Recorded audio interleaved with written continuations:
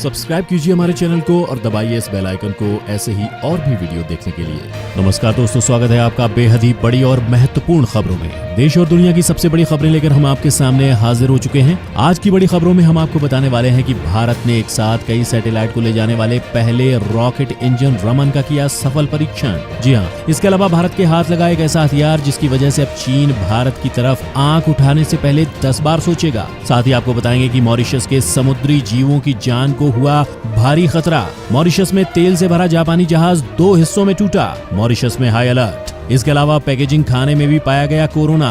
WHO ने जारी की चेतावनी। जी हाँ, साथ ही आपको बताएंगे कि क्यों चीन के लोगों पर आई एक वक्त का खाना छोड़ने की नौबत। शी जिनपिंग पर टूटा दुखों का पहाड़। तो दोस्तों, हर खबर को विस्तार से जानने के लिए देखते रहिए इस वीडियो को अंत तक।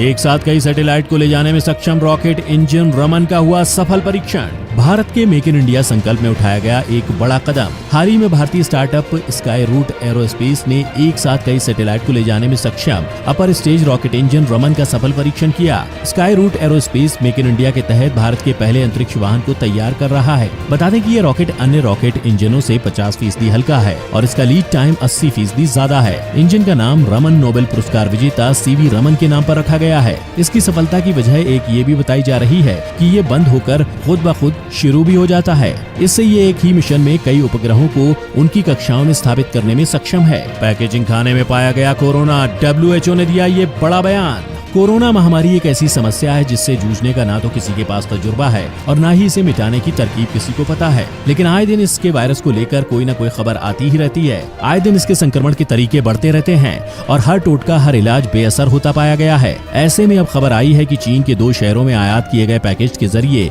कोरोना वायरस फैला है। चीनी अधिकारियों का कहना है कि जमे हुए चिकन के नमूने से ये वायरस फैला है। यह चिकन ब्राजील से आयात कराया गया था। इसके बारे में विश्व स्वास्थ्य संगठन का कहना है कि अभी तक ऐसे कोई सबूत नहीं है जिसके आधार पर ये कहा जा सके कि कोरोना वायरस खाना या खाने की पैकेजिंग द्वारा फैलता है। इसके अलावा वैज्ञानिकों का भी कहना है कि इस बात का कोई सबूत नहीं है कि जमे हुए भोजन से कोरोना वायरस फैल सकता है। चीन की कोई भी हरकत उस पर ही पड़ेगी भारी। हिंद महासागर में तैनात हुए B-52 बॉम्बर जेट। भारत के हाथ लगा एक ऐसा हथियार जिसकी वजह से चीन भारत की तरफ आंख उठाने से पहले 10 बार सोचेगा। भारत के प्रधानमंत्री नरेंद्र मोदी और अमेरिका के राष्ट्रपति डोनाल्ड ट्रंप की दोस्ती का नतीजा ये हुआ है कि हिंद महासागर में अमेरिका का सबसे घातक विमान B-52 आ चुका है और इसकी तैनाती से चीन घबरा उठा है। कहते हैं दुश्मनों का दुश्मन दोस्त होता है और फिलहाल भारत और अमेरिका का सबसे बड़ा दुश्मन चीन है।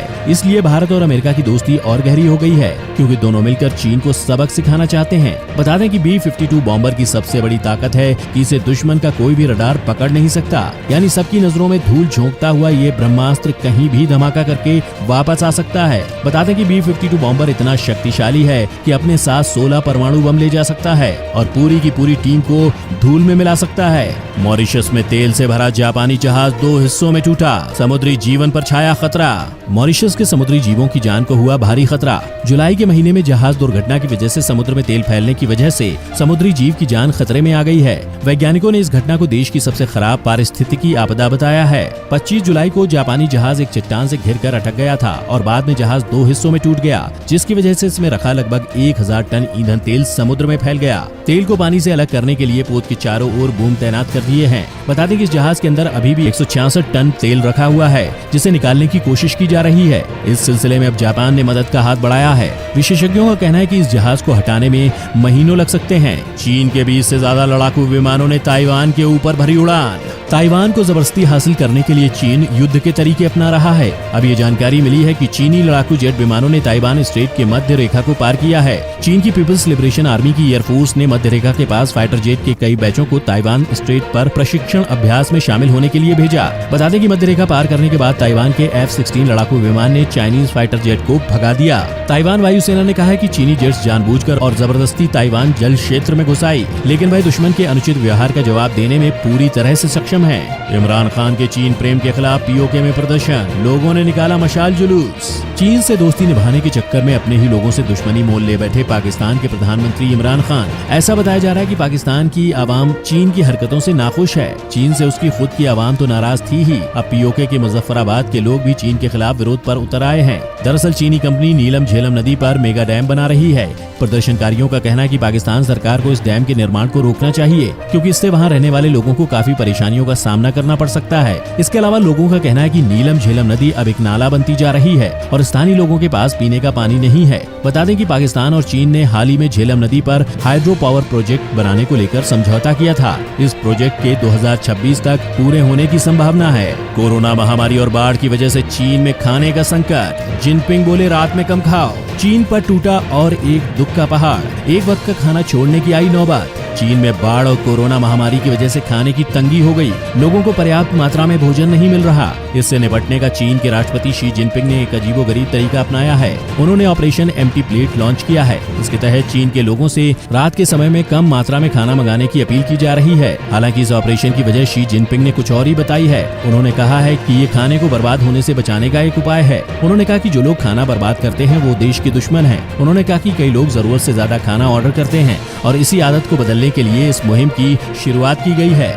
पाकिस्तानी सेना ने कहा, भारत 5 राफेल लाए या 500, हम पूरी तरह तैयार हैं। कहते हैं जब बुरा समय आता है तो सबसे पहले बुद्धि भ्रष्ट होती है, ना बोली पर नियंत्रण होता है और ना ही हरकतों पर। ऐसी ही कुछ बहकी बहकी बातें आजकल पाकिस्तान कर रहा है। हाल ही में भारत को फ्रांस की कंपनी से 36 राफेल विमानों के सौदे में से 5 राफेल विमानों की पहली खेप हासिल हुई। इससे भारत और सशक्त हुआ, लेकिन पड़ोसी देश पाकिस्तान का कहना है कि उन्हें इस बात से कोई फर्क नहीं पड़ता और वो हर चुनौती के लिए तैयार है। पाकिस्तान का कहना है कि भारत 5 राफेल लाए या 500, उन्हें कोई फर्क नहीं पड़ता और वो तैयार हैं।